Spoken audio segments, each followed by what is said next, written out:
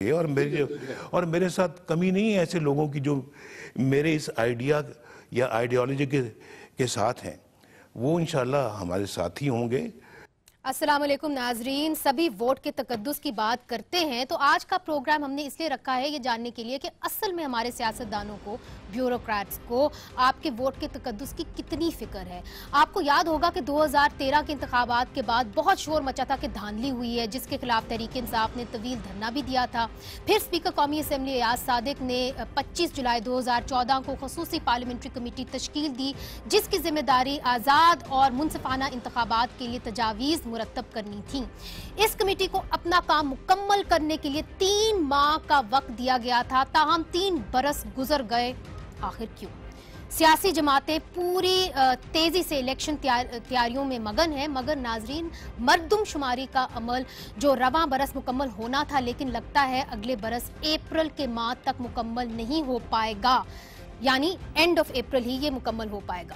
Election commission بھی پہلے ہی واضح کر چکا ہے کہ اس کو جو حلقہ بندیاں ہیں اس کے لیے کم از کم 2 یا 6 مہینے یا 4 مہینے کا وقت جو ہے وہ درکار ہوگا۔ تو پھر یہ بات صاف ہے کہ آئندہ انتخابات 1989 کی مردم شماری کے تحت ہی ہو سکیں گے۔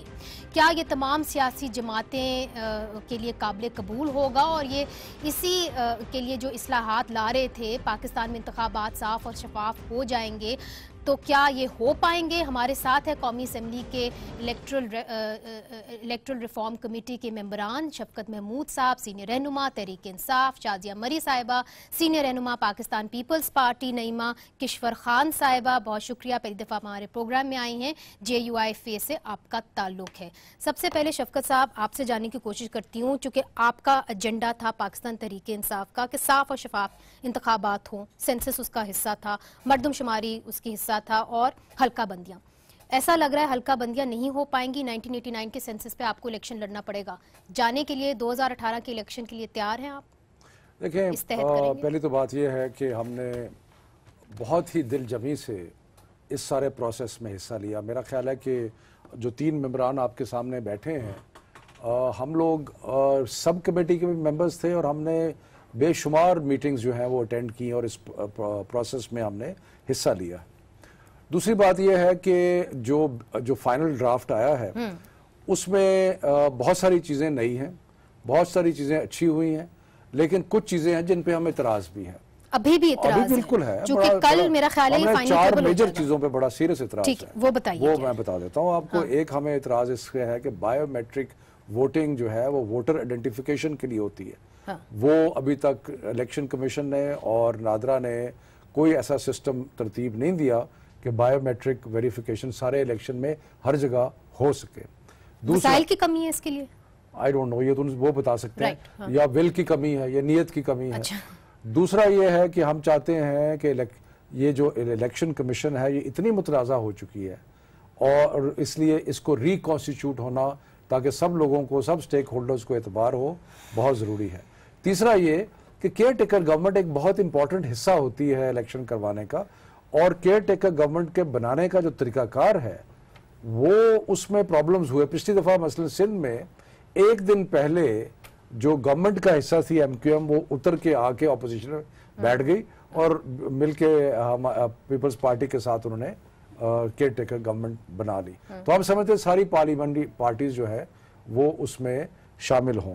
مگر اس وقت جو کانسٹیٹیوشن کے تحت اگر لیڈر آف اپوزیشن اور پرائم منسٹر اگری نہ کر پائیں تو ایونچولی پارلیمنٹری کمیٹی میں چلا جاتا ہے۔ ہم کہتے ہیں یہ فرسٹ پرائیورٹی اس چیز کو ختم کر دیں۔ And lastly but most importantly ہمارے جو اوورسیز پاکستانیز جو ہمارے اتنا سرمایہ $20 بلین ہمیں بھیجتے ہیں ہر سال، اور جس کے بارے میں سپریم کورٹ نے کہا ہے کہ ان کو ووٹنگ کا رائٹ دیا جائے، ہم سمجھتے ہیں کہ جو محنت کرنی چاہیے تھی الیکشن کمیشن کو ایک نظام وضع کرنے میں، ان کو ووٹنگ کا وہ نہیں کیا۔ سو ہمارے تحفظات، اگر میں غلط نہیں ہوں تو انہوں نے کم از کم یہ کہا تو تھا کہ ہم ان کو انوالو کریں گے، زبانی کلامی تو ساری چیزوں میں کہا تھا نا، لیکن پریکٹیکلی کچھ نہیں ہے۔ سو جو یہ الیکٹرل ریفارم بل آ رہا ہے اس کے اندر کی 4 چیزیں نہیں ہیں، اس 4 چیزیں نہیں ہیں، اس میں اور بھی ہمیں اعتراضات ہیں، وہ ڈیٹیل کی بات ہے۔ ہم نے کوئی 80 کے قریب امینڈمنٹس ڈالی ہیں، تو وہ تو آئیں گی، لیکن یہ میجر 4 چیزیں ہیں جن پہ ہمیں پرابلم ہے۔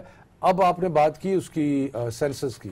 سینسس کا رول یہ ہے کہ publishing of the census result کے بعد ڈیلیمیٹیشن ہوگی. اگر ریزلٹ پبلش نہیں ہوتا تو ڈیلیمیٹیشن نہیں ہوگی. اور اگر الیکشن ڈیو ہے کل نیکسٹ ایئر اگست میں بائی دی کانسٹیٹیوشنل پروویژن, تو اس کا مطلب یہ ہے کہ اتنا ٹائم نہیں ہوگا اس کا کرانے کا, تو پرانی حلقہ بندیوں پہ ہوگا. وہ ہماری پارٹی بیٹھ کے سوچے گی کہ اسی پہ کرانا ہے نہیں کرانا, کوئی ابھی تک اس پہ ہماری کوئی ہارڈ پوزیشن نہیں ہے. ٹھیک ہے. شازیہ صاحبہ, پرانے حلقے بندیوں کے اوپر الیکشن کرنے کے لیے پاکستان پیپلز پارٹی تیار ہو جائے گی؟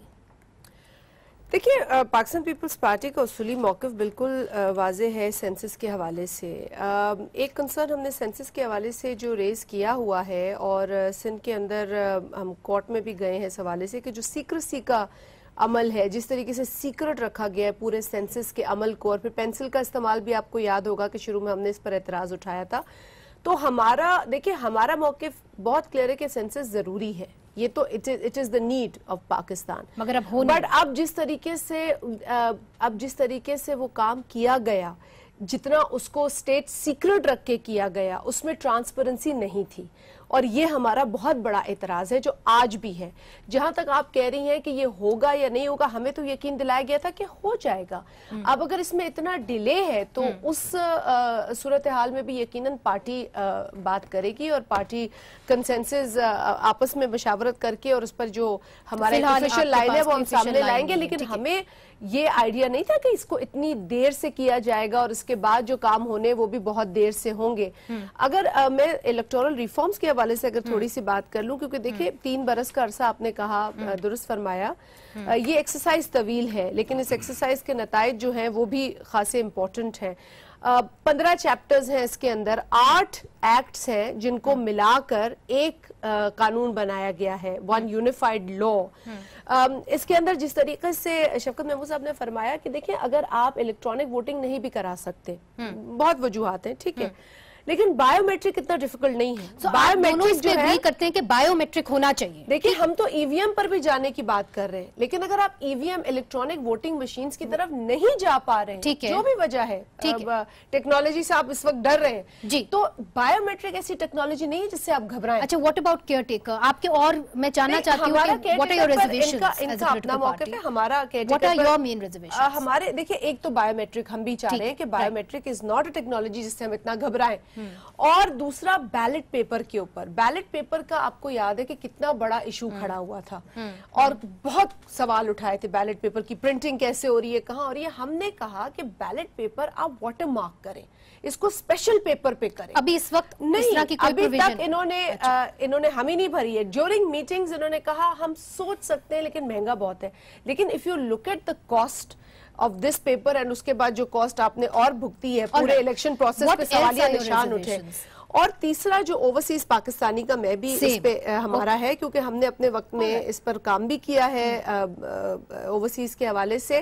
میں نے تو 2 قدم بڑھ کر بھی بات کی تھی. میں نے کہا تھا کہ جی, اگر اوورسیز پاکستانیوں کو بحیثیت ڈوئل سٹیزنز یہ حق حاصل ہوگا کہ وہ ایم این اے یا ایم پی اے کا انتخاب کریں, تو ان کو یہ حق بھی دے دیں کہ وہ خود بھی اس الیکٹورل پروسیس میں بحیثیت کینڈیڈیٹ آ سکتے. اس پر بحث کی جا سکتی ہے, کیوں نہیں. ان کی وفاداریوں پہ ہم سوال کیوں اٹھا رہے ہیں, we can talk about it at least. Naima کشور صاحبہ, آپ کے بھی پارٹی کی کچھ ریزرویشنز تھیں. جو یہ بل میں نے پڑھا ہے اس کے اندر یہ کہا گیا ہے کہ اگر 10% ٹرن آؤٹ ایک کنسٹیچوئنسی کے اندر نہیں ہوتا خواتین کا, تو پھر اس الیکشن کو نل اینڈ وائڈ قرار دیا جائے. ٹوٹل ووٹ کاسٹ کنسٹیچوئنسی کا. تو اب تو میرا خیال ہے کہ یہ پاس ہو گیا ہے. شفقت صاحب کی پارٹی کو بھی خواتین کافی ووٹ دیتی ہیں, پاکستان پیپلز پارٹی کو. تو آپ کی اس کے اندر کیا ریزرویشن ہو سکتی ہے اگر خواتین کو ریپرزنٹیشن مل رہی ہے؟ بسم اللہ الرحمن الرحیم. ایک تو یہ بل پاس نہیں ہوا, یہ بل کل پاس ہوگا. جی. اور دوسری, میں پہلے ذرا بایو میٹرک کیئر ٹیکر اس پہ تھوڑی بات کر لوں.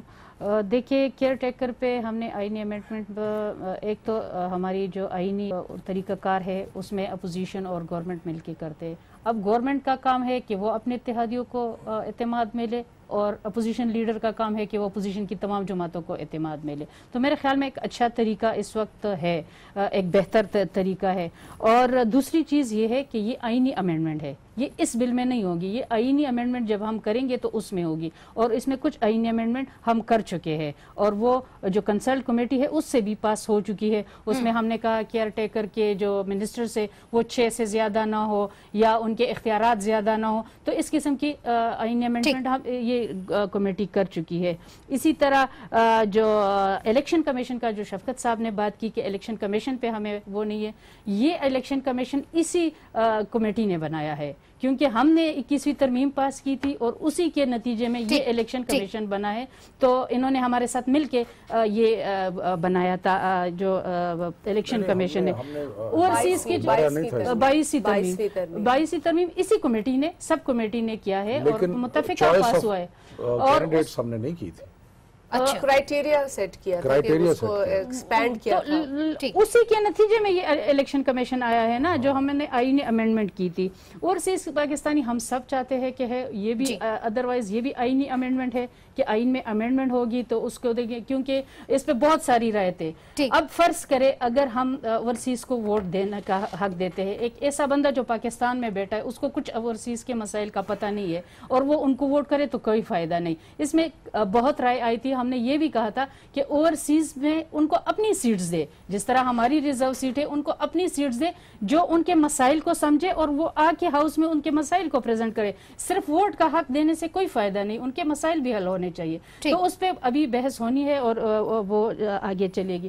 جو آپ نے کہا 10% ووٹ کا حق خواتین کا, مذہبی جماعتوں کا یقین ہے بلکہ ہمارا ایمان ہے, کیونکہ خواتین کو ووٹ کا حق مرد ہو خواتین ہو شریعت دیتا ہے, اور ہم کہتے ہیں 10% نہیں 100% ان کو ووٹ کا حق ہونا چاہیے, کیونکہ یہ ان کا شرعی بھی حق ہے اور قانونی بھی حق ہے, آئینی بھی حق ہے. لیکن اس وقت جو ہمیں رپورٹ پریزنٹ ہوئی تھی تو اس میں کہا گیا تھا کہ نادرا کا جو ہمیں رپورٹ ہوئی تھی کہ کراچی میں صرف 30% خواتین رجسٹر ہے جس کے شناختی کارڈ ہے. تو اگر آپ کی خواتین رجسٹر نہیں ہے اور آپ باؤنڈ کرتے ہو کہ جو دیر سے ریزلٹ آئے, جو فاٹا سے آئے, جو کے پی سے آئے, جو بلوچستان, وہ 10% خواتین. اور ایک چیز یہ کہ اس میں میری پارٹی پہ کوئی فرق نہیں پڑے گا. اس کے اندر بہت سارے لاکوناز ہیں, اس کے اوپر ہم نے ایک رپورٹ بھی کی ہے, چونکہ میں نے تفصیل سے جو خواتین کا ووٹنگ پیٹرن ہے اس کے رپورٹنگ کی ہے, خاص طور پہ لوور دیر کے اندر. میں آپ کو یہ کہنا چاہ رہی تھی کہ وہ ایک ٹیسٹ کیس تھا, وہ ایک ایگزامپل تھا, جس کے بعد پھر اس چیز کو محسوس کیا گیا کہ میں اپنی بہن سے اگری کرتی ہوں. اور کراچی کی اگر بات کی تو اگر نیما کراچی میں بھی ایسا ہوگا تو وہاں بھی الیکشن نل اینڈ وائڈ ہو جائے گا. لیکن ایک چیز میں آپ کو کلیئر کر دوں کہ اس کا ذمہ داری صرف جے یو آئی پہ نہیں آئے گی کہ وہ 10% خواتین آئے گی, سب کریں گے. ظاہر ہے سب پارٹیوں کا جو ٹرن آؤٹ ہوگا. نہیں, اس میں صرف مجھے اجازت دیجیے, مجھے ایک سوال کرنے دیجیے. اس کے اندر ایک اور بھی سوال فیفن اٹھاتی ہے, وہ یہ کہتی ہے کہ آپ کنسٹیچوئنسی کے اوپر نہ بیس کریں, آپ پولنگ سٹیشن کے اوپر کریں, چونکہ کئی جگہوں پہ ہم نے دیکھا ہے کہ کنسٹیچوئنسی کے اندر کئی جگہوں کے اندر خواتین نکال لیتے ہیں مگر کئی پولنگ سٹیشنز کے اوپر وہ بین لگا دیتے ہیں. تو پھر ایسا ہوگا کہ ایک کنسٹیچوئنسی کے اندر 2 پولنگ سٹیشنز پہ ان کے اوپر بین ہوگا, ادھر وہ نکل نہیں سکیں گے. 2 پولنگ سٹیشنز پہ بین کا الگ ہے, ایک بات وہ کر لیں, میں آپ کی جانب پھر سے آؤں. بین کا جو ہے وہ آلریڈی ہم کور کر چکے ہیں کہ اگر کوئی بین کرے تو اس کے لیے سزا ہے. اچھا ٹھیک ہے, وہ آلریڈی ہم کور کر چکے ہیں. بات یہ ہے کہ ابھی کوئی اس کے اوپر فارمل باتیں بعد میں ہوں گی, لیکن جو فیفن کا رول ہے, فیفن کا مطلب کوئی بڑی آئیڈیلسٹک بات کر رہے ہیں کہ جی ہر پولنگ سٹیشن پہ اتنا ہو.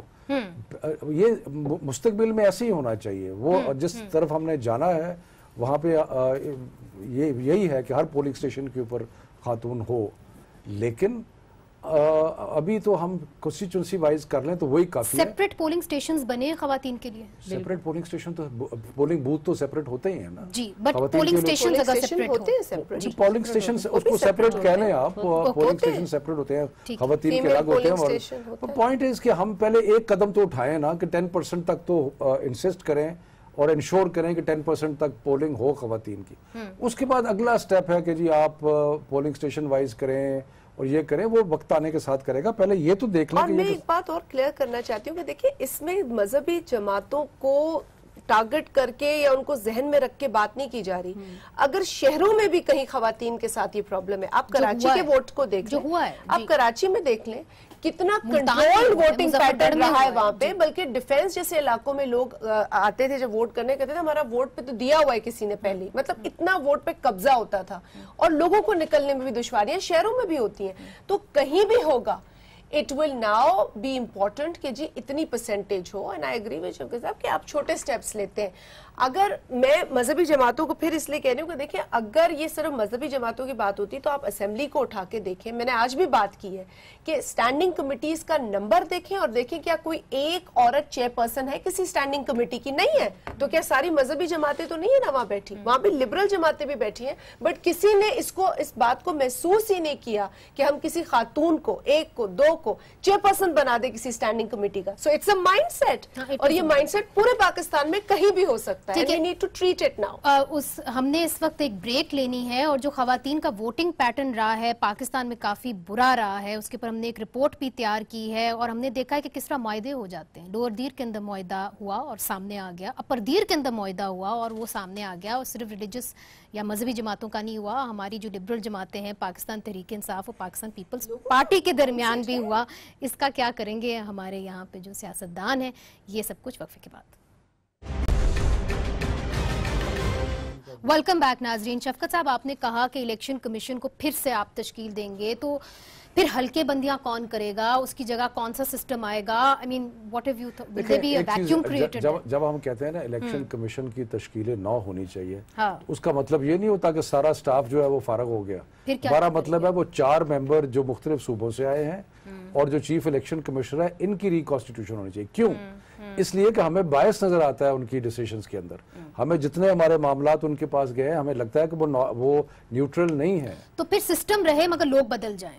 मेरे सिस्टम तो इलेक्शन कमीशन का जो स्टाफ है वो तो रहता ही रहता है। But the top notch should go. The members who are nominated by the provinces, वो they are not civil servants.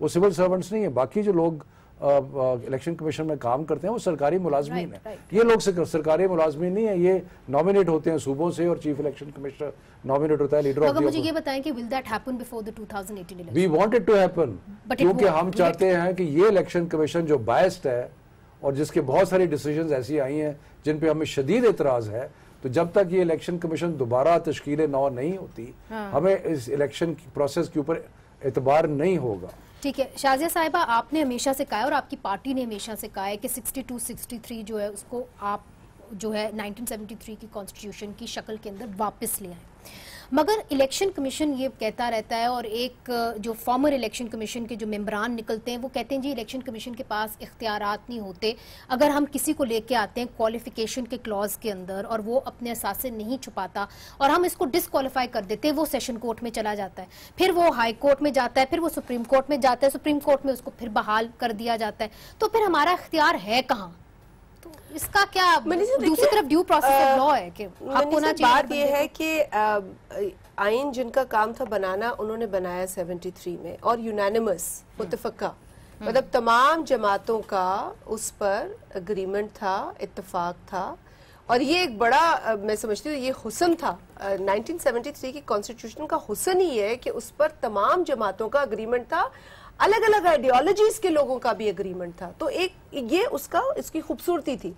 अब उसको जब तोड़ा मरोड़ा गया 62-63, उमूमन लोग ये समझते हैं कि शायद 62-63 को निकालने की बात की जाती है, नहीं। पीपल्स पार्टी का उसूली मौकिफ आज नहीं है, पिछले साल का नहीं है या उससे पहले साल का नहीं है, कई बरसों से, जब जनरल जिया ने 1970 कॉन्स्टिट्यूशन की शक्ल बिगाड़ी और कहा कि ये तो रद्दी का टुकड़ा है, कागज का टुकड़ा है, कॉन्स्टिट्यूशन के लिए तो उनके ये अल्फाज थे, सोच थी।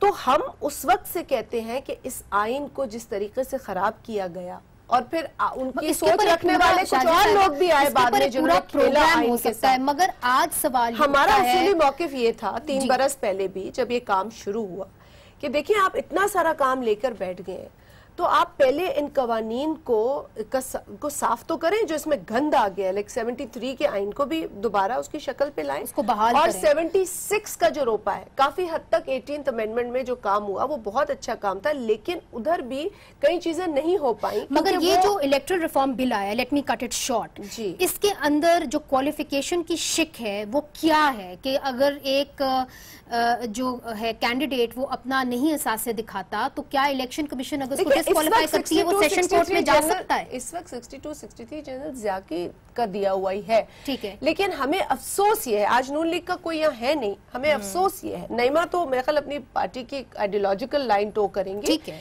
لیکن مجھے افسوس اس بات پر ہے کہ Nawaz League, I don't know should I call it Nawaz League اور وائی لیگ اور I don't know Khaqan League whatever ایور، لیکن نون لیگ چلیں، ان سے مجھے سب سے بڑی، کیونکہ دیکھیں وہ ہیڈ کر رہے تھے کمیٹی 3 برس پہلے، ایک اصولی موقف پیپلز پارٹی کا ڈے 1 سے کئی برسوں سے جو رائے ہم نے اس کا اظہار کیا، اور اس وقت تک پی ٹی آئی بھی ایک ویژن کے تحت دیکھ رہی تھی کہ جی this should be done, why not, لیکن آج جب وہ لوگ یہ بات کرتے ہیں تو وہ فارمر پرائم منسٹر کے ڈسکوالیفیکیشن کے بعد اس کانٹیکسٹ میں بات کرتے ہیں، 62 پہ ٹک گئے، یہ بات ہے، آپ اس پہ ٹک گئے، تو ہم پرسن اسپیسیفک کبھی بھی نہیں تھے، نہیں، مگر میرا سوال وہیں کا وہیں ہے کہ کیا اگر ایک کینڈیڈیٹ، نعیمہ کشور صاحبہ شاید سال پہلے شاید بات کی تھی یا 1.5 سال پہلے، اور میں نے ان کو یہ کنونس کیا تھا، کوشش کی تھی کہ میں ان سے کہوں کہ جو ان کی پارٹی کے سربراہ، ان کے والد صاحب نے بھی 73 کے اس آئین پر دستخط کیے ہیں جو شہید ذوالفقار علی بھٹو نے دیا تھا، فضل الرحمان کے والد صاحب، مفتی محمود، آپ کو یاد ہے یہ بات ہوئی تھی؟ مگر میرا آپ سے سوال کچھ اور ہے، دیکھیں عام آدمی آج یہ کہتا ہے کہ جی ہم الیکشن نہیں لڑ سکتے، بہت مہنگا ہو گیا الیکشن، اور یہ بھی جو پچھلا ہم نے دیکھا ہے اس کے تحت تو پولیٹیکل پارٹیز کی جو فنڈنگ ہے اس کے پر کوئی بات ہی نہیں ہو رہی، مطلب کہ اس کے پر کوئی شک نہیں ہے جہاں تک میں نے پڑھا ہے، تو کیا کوئی قدغن لگائی گئی ہے کہ جی پولیٹیکل پارٹیز اتنا خرچ کر سکتی ہیں، اتنا نہیں خرچ کر سکتی؟ شکر ہے آپ نے اس طرف توجہ دلائی، ورنہ میڈیا اس چیز پہ خاموش ہے، کیونکہ بڑی پارٹیوں کی یہ خواہش تھی۔ شروع میں کمیٹی میں ہم نے اس کو ریکمینڈ کیا تھا کہ 50 ملین، پھر ان کی طرف سے جب بہت پریشر آیا پھر 100 ملین پہ آئے، لیکن پھر ان تینوں کی جو مل ملاپ ہوئی تو انہوں نے اس کو ختم کر دیا، تو ہم بالکل اس کے خلاف ہے۔ ہم کہتے ہیں کہ پارٹی فنڈ پہ بھی جو خرچے کرتے ہیں اس پہ ہونی چاہیے، اس کی کوئی لمٹ ہونی چاہیے، اس طرح تو عام آدمی کو آپ الیکشن سے روک رہے، اس وقت نہیں ہے، اس کا پی ٹی آئی بھی کرتی ہے۔ دیکھیں اگر ایک کینڈیڈیٹ کی طرف سے آپ کروڑوں کے اشتہارات پی ٹی وی کسی بھی میڈیا پہ دیتے ہو تو وہ کلیم کرے گی کہ یہ تو میرے جماعت کے ہے، تو پھر تو کوئی فرق نہیں پڑے گا، تو ہم نے اس پہ امینڈمنٹ بھی دی ہے، یہ ایک غلط چیز ہے میرے خیال میں، اہم پوائنٹ ہے۔ اس کا ایک حوالہ ایک طریقے سے دیا جا سکتا ہے کہ قوانین سوشل انجینئرنگ میں کبھی کامیاب نہیں ہوتے۔ اب آپ مجھے یہ بتائیں کہ جہاں تک الیکشن کا تعلق ہے، ابھی ہم نے بڑی مشکل سے 40 لاکھ کی لمٹ لگائی ہے، تقریباً، میں یہ نہیں کہتا کہ ہر کوئی، لیکن تقریباً ہر ایم این اے جب الیکٹ ہو کے آتا ہے تو پہلا کام، اپنا پہلا آفیشل کام جو وہ کرتا ہے وہ جھوٹ بولتا ہے، starts his tenure by lying, جھوٹ بولتا ہے، یعنی کہ اگر آپ 62 63 کی شکوں کو دیکھیں تو پہلا کام تقریباً ہر ایم این اے نے یہ کیا ہوتا ہے۔ کیوں جھوٹ بولتا ہے؟ اس لیے کہ کبھی پچھلی دفعہ 15 لاکھ تھا الیکشن کے لمٹ، مجھے آپ بتائیں کہ کبھی الیکشن کبھی رکھ سکتا ہے 15 لاکھ کے اندر؟ سوال ہی پیدا نہیں، تو اس لیے، اور ابھی 40 لاکھ میں بھی نہیں ہو سکتا، سو اس لیے یہ جو ہم ایک کوشش کر رہے ہیں نا کہ بیہیویئر چینج کر لیں، قانون میں کچھ ڈال کے، ہوتا نہیں ہے۔ مگر پولیٹیکل پارٹیز کے پر کوئی قدغن لگائی گئی ہے کہ آپ نے اتنا خرچ کرنا ہے؟ پولیٹیکل پارٹیز کا بھی یہ ہے کہ ان انفورسبل ہے۔ دیکھیں نا، اب پولیٹیکل پارٹی اپنی طرف سے XYZ ایکسپینڈیچر کر رہی ہے، 5-10 ہزار سپورٹرز جو ہیں یا 10 لاکھ سپورٹر جو ہیں وہ اپنی طرف سے کر رہے ہیں، پولیٹیکل پارٹی کہتی ہے بھی مجھے تو نہیں پتا یہ بندہ اپنے طور پہ لگا ہوا ہے، میں تو نہیں اس کو روک سکتا، اور بہت سارے لوگ خود کرتے ہیں۔ اسی طرح کینڈیڈیٹ کی جو اپنی لمٹ ہے، اب میرے حلقے میں کوئی بندہ کسی یو سی میں میرے طرف سے ایک فلیکس لگا دے، مجھے پھر اس کو انفورس کیسے کریں گے؟ اصل پرابلم تو یہ ہے، تو پھر تو سر غریب آدمی تو نہیں الیکشن لڑ سکتا، سوری ٹو سے۔ اگر آپ کا خیال ہے کہ قانون بنانے سے غریب آدمی کے لیے الیکشن آسان ہو تو انفورسبل کیسے کریں گے؟ There must be some way of doing. ایک ہی طریقہ ہے، سوری، ایک ہی طریقہ ہے، اور وہ طریقہ یہ ہے کہ پولیٹیکل پارٹیز کے ساتھ لوگ اتنے اٹیچ ہو جائیں کہ ان کو کینڈیڈیٹ کی ضرورت نہ رہے اور وہ پارٹیز کو ووٹ دیں. تو اس لحاظ سے آپ کہہ سکتے ہیں کہ کینڈیڈیٹ کا خرچہ کم ہو جائے گا, پارٹیز کو پھر بھی کرنا پڑے گا. متناسب نمائندگی پہ آ جاؤ. Fact of the matter is کہ الیکشن جو ہے وہ دنیا کے ہر ملک میں مہنگا ہے. یو کانٹ سے کہ پاکستان اب واحد ملک ہے جہاں پر مہنگا ہے. دنیا کے ہر ملک میں مہنگا ہے. ہم امریکہ کی بہت مثالیں لیتے ہیں اور امریکہ میں بھی الیکشن بہت مہنگا ہے, لیکن انہوں نے کچھ میکنزمز بنائے ہیں. پھر بھی کینڈیڈیٹ پر بوجھ پڑتا ہے. وہاں پہ لسٹس بنی ہوئی ہیں, وہاں پہ ایک لسٹ کا طریقہ ہوتا ہے, وہاں پر وہ لوگ ڈونیشنز اکٹھی کرتے ہیں, ساری چیزیں ہوتی ہیں.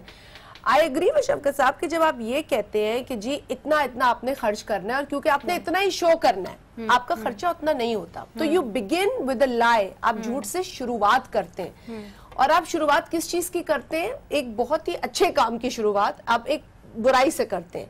تو ان آل پریکٹیکل سینس اور پرپس جو تھا نا, یہ سوچا تھا کسی جماعت کو, میرا خیال ہے یہ شوق نہیں ہوگا کہ وہ بہت پیسہ خرچ کرے. لیکن میں آپ سے مجھے اجازت دیجئے, یہ بہت اہم سوال ہے. لوگ پوچھنا چاہ رہے ہیں کہ جی جس طرح میاں نواز شریف صاحب کے ساتھ ہوا یا جسٹس چیمہ کے ساتھ ہوا گجرانوالہ کے اندر, کہ انہوں نے اپنے اثاثے نہیں دکھائے, اگر ڈی سیٹ ہو جاتی ہے, الیکشن کمیشن کو ڈی سیٹ کر دیتی ہے, تو جو اس وقت قانون ہے اس کے تحت وہ سیشن کورٹ کے اندر جائیں گے, پھر ہائی کورٹ کے اندر, پھر سپریم کورٹ کے اندر. اب کیا ہوگا اگر وہ اثاثے نہ دکھائے؟ اب کیا ہوگا؟ اثاثے ایکسپینڈیچر کی آپ بات کریں, آپ الیکشن ایکسپینس کی بات کریں, الیکشن ایکسپینس اثاثے کی نہیں, اور اثاثے ایک جملہ میں کہہ دوں. آپ نے یہ کہا کہ مڈل کلاس کا بندہ الیکشن نہیں لڑ سکتا, اپنے وسائل سے واقعی صحیح بات ہے. لیکن اگر میں آپ کو یہ کہوں کہ میرے الیکشن میں جو کوٹ ان کوٹ 15 لاکھ خرچ ہوا تھا, اس کا 70% مجھے دوستوں نے, فرینڈز نے, I got support from my party. میں جنرل الیکشن لڑی ہوں, I got support from my party. تو اگر مڈل کلاس کا آدمی ہے, وہ اچھا کینڈیڈیٹ ہے, لوگ اس کو کنٹریبیوٹ کرتے ہیں. اس کے دوست بھی تو پھر تگڑے ہونے چاہیے. اس میں میں ایک چیز آپ کو, میں آپ کو ڈیٹیل میں جا نہیں سکتا. جو ورکر پارٹی کا کیس گیا تھا سپریم کورٹ میں بھی یہی فیصلہ آیا تھا, اور پھر الیکشن کمیشن نے جو اپنا جواب دائر کیا تھا, اور تمام جماعتوں نے جو جن کے وکلات ہیں, جو بڑی جماعتیں ہیں, میں ان کی کہہ رہی ہوں, پی پی پی ہے, پی ٹی آئی ہے اور نون لیگ ہے, ان کا یہی موقف تھا کہ خرچے کم ہونے چاہیے, اور انہوں نے لکھ کے دیا تھا. وہ ریئلسٹک بھی تو بات کر رہے ہیں,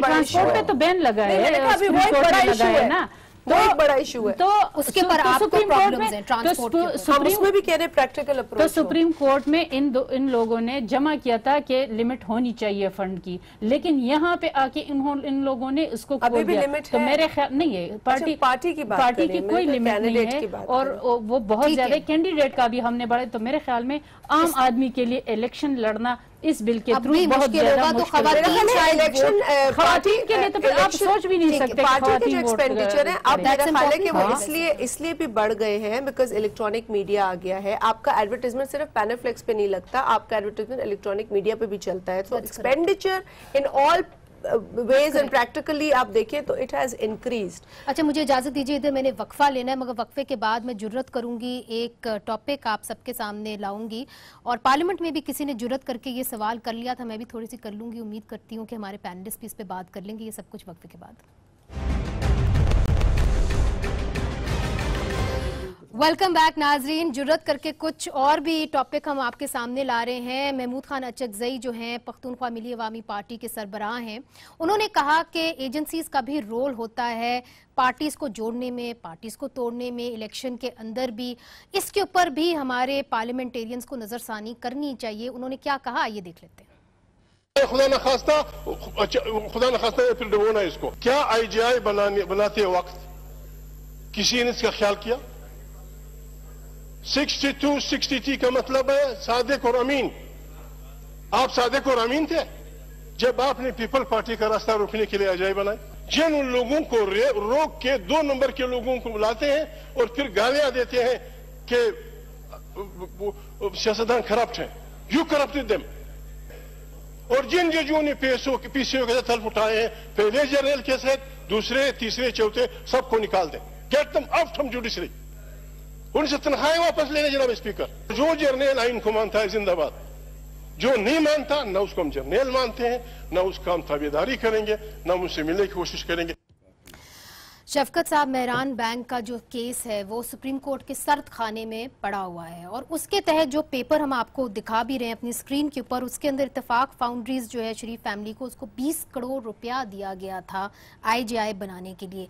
इसको भी आप कंडेम करते हैं? नहीं, बिल्कुल कंडेम करते हैं। और इसके साथ मैं तो उस वक्त विक्टिम था, I was in people's party at that time, मुझे याद है वो टाइम। मैंने आज IGI का जिक्र भी किया। हाँ, लेकिन और इसके अंदर सिर्फ मेहरान बैंक नहीं, असगर खान का केस भी है जहां डायरेक्टली पॉलिटिशियंस को कैश पैसे भी दिए गए थे, जो कि वो भी सर्द खाने में। हालांकि सुप्रीम कोर्ट ने कहा था कि FIA इन्वेस्टिगेट करे, बदकिस्मती से आपकी हुकूमत ने भी नहीं किया और मौजूदा हुकूमत ने। तो फिर वो कहते अच्छा, हैं और इसमें कोई शक नहीं है कि माजी में इस किस्म के रोल रहे, लेकिन लोग तो 2013 के इलेक्शन की भी बात करते हैं। अब मैं सिर्फ अचकज़ई साहब से 2013 के इलेक्शन की क्या बात करते हैं? जी वहां पर भी बड़ा रोल था और ये था। साहब भी कह चुके हैं, अचकज़ई साहब बात करते हैं ना, खुद कहते हैं ना। अब अचकज़ई साहब और उनकी फैमिली के 15 बंदे हैं जो इस वक्त मुख्तलिफ ओहदों पे है मौजूद बलूचिस्तान में।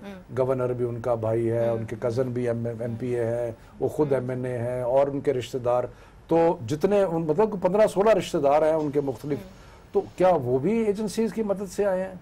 मतलब कि क्या वो ये कहना चाह रहे हैं कि हर तरफ नहीं, मगर माजी में तो आप कह रहे हैं ना किस तरह होता रहा है, तो what are you going to do about that in future? अगर बलूचिस्तान के बारे में लोग खुद अचकज़ई साहब कहते हैं कि जी बड़ा रोल रहा एजेंसीज का, तो मैं तो कह रहा हूँ कि वो तो फिर उनको एक्सप्लेन करना चाहिए कि उनके अपने भी बहुत सारे रिश्तेदार। हवाला मेरे ख्याल में IGI का बेसिकली आज मैंने भी हवाला दिया और मैंने ये भी कहा कि जब रिगिंग की बात हुई, मैंने कहा यहाँ पर तो अलमिया ये कि रिगिंग एक अरसे से इलेक्शन फ्रॉड और रिगिंग की बात हो रही है। अब हमारे पाकिस्तान के फाउंडिंग फादर की बहन मादरे मिल्लत फातिमा जिन्ना साहिबा ने जब इलेक्शन लड़ा, उनके साथ भी इलेक्शन में बहुत प्रॉब्लम्स हुए। वहां से लेके अगर कहानी आप देखें तो शहीद मोहतरमा ने जब दीगर जमातों के साथ मिलके एक वाइट पेपर बनाया रिगिंग के ऊपर, 90s की जो रिगिंग हुई थी और जिसका फैसला 2012 में आया था, यू राइटली पॉइंटेड आउट। और उस वक्त जो 3 जजेस पर मुश्तमिल एक बेंच था, उसके अगर आप वो रूलिंग भी पढ़ ले तो उन्होंने कहा ये करप्ट प्रैक्टिस पे था। और फिर उन्होंने हुएवर वाज इन्वॉल्व, जिसमें तमाम लोग थे, एजेंसी से भी जिनका ताल्लुक था वो लोग भी थे, और किस तरह पैसे दिए गए। और जिस तरह अचकज़ई साहब ने कहा कि 2 नंबरी लोग वो लोग पकड़ लेते हैं, तो उसके बाद नवाज शरीफ साहब थे उसके अंदर। एहतसाब नहीं हुआ। हाँ, नहीं एहतसाब नहीं हुआ, but what I am saying is कि ये बातें होती रही। एक आपके पास सुप्रीम कोर्ट की रूलिंग भी आ गई 2012 में। उस वक्त के चीफ जस्टिस ने कहा कि 90s के इलेक्शन बदनीयती पर मबनी थे। बहुत कुछ सामने आया है, हम ये नहीं कह सकते कि कुछ है नहीं और बातें बन रही हैं, लेकिन उसको आप किस तरीके से हैंडल करेंगे। क्योंकि आज जो चीज अच्छी है वो ये है कि आज के चीफ ऑफ आर्मी स्टाफ ने कहा कि कानून और आइन को फॉलो करना जरूरी है, which is a good thing to से। एक जनरल वो भी गुजरे जिन्होंने कहा कि ये आइन रद्दी के टोकरी में फेंक दिया और कागज का टुकड़ा है। So things have changed, but things are not always good. Let me ask you this question again. नईमा कश्मीर साहिबा, आपकी जानिब आऊंगी, वाकई में तब्दीली आ गई है और आप इस वक्त अश्योर कर सकती हैं कि किसी किस्म का कोई रोल नहीं होगा, मनफी किस्म का रोल? मेरे ख्याल में कंधा फिर किधर से मिला है, इन्हीं सियासी पार्टियों से कंधा भी मिला है अगर ये चीज़ें हुई है। सिर्फ हम किसी एक तरफ पे ये बोझ नहीं डाल सकते, लेकिन अब बहुत मुश्किल है, क्योंकि मीडिया ने जो अब मीडिया की जो आज़ादी है और मीडिया का जो रोल है, तो मेरे ख्याल में अब बहुत ज़्यादा मुश्किल है। अगर नामुमकिन नहीं है तो मुश्किल ज़रूर है। काश कि हम इतने ताकतवर होते। नहीं, मीडिया तो कम से कम दिखाता तो है ऐसी चीज़ों को, इतना वो हो गया है, तो मेरे ख्याल में इस वक्त बहुत मुश्किल है। नईमा कश्मीर साहिबा, शाजिया मरी साहिबा, शफकत महमूद साहब, बहुत बहुत शुक्रिया इस प्रोग्राम में आने का। और बहुत अहम ये एक टॉपिक था और मैं आपको एक तरीके से आपको कहना चाहती हूँ, दाद देना चाहती हूँ कि आपने कम से कम एक चीज़ अच्छी कर ली है कि 10% पूरी कंस्टिट्यूएंसी के अंदर जो टर्न आउट होगा वो अगर ख़वातीन का नहीं होगा तो फिर वो इलेक्शन नल एंड वॉइड हो जाएगा।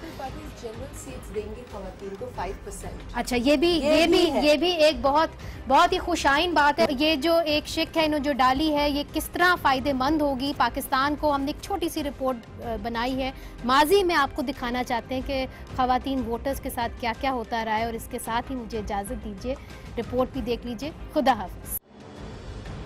इलेक्शन कमीशन के अदाद-ओ-शुमार के मुताबिक अपर दीर के हल्के NA 33 में 1,38,910 खवातीन वोटर्स में से فقط ایک نے ووٹ کاسٹ کیا۔